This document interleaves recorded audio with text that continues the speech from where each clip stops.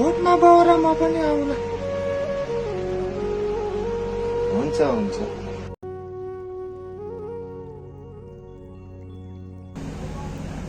Hello बाउ, यता त बालेनले जित्यो है।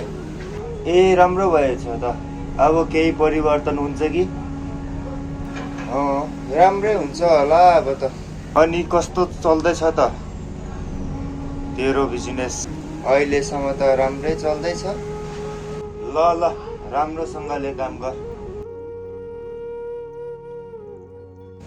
बाउ, हाम्रो ठेला त पहरीले लगिदियो है।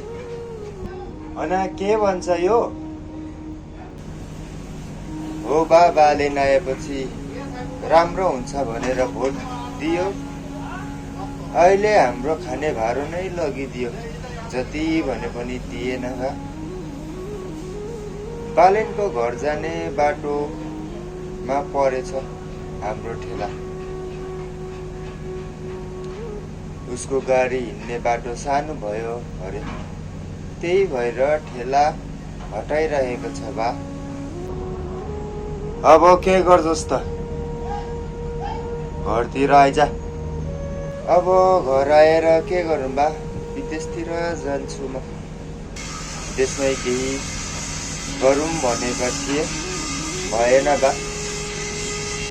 अब विदेश जाने भए जान त। हुन्छ बा।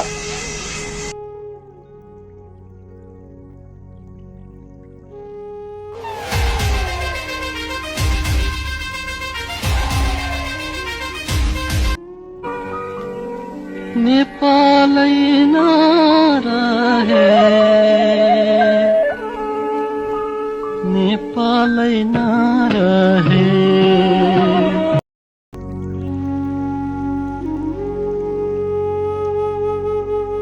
बा, अब भोट लगाउँदा बुझेर लगाउनु पर्छ है। फेरि पहिलाको जस्तै होला नि। अब भोट कसरी माग्नु आउँदो रहेछ म पनि हेर्छु। अब फेरि जित्यो भने त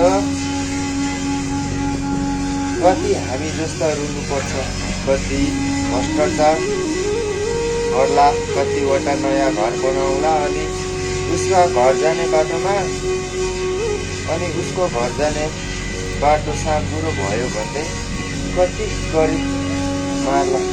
त्यसैले यसपालिको भोट बुझेर लगाउनु पर्छ है बा। भोटमा त आइज है, जसरी भए पनि। हुन्छ बा।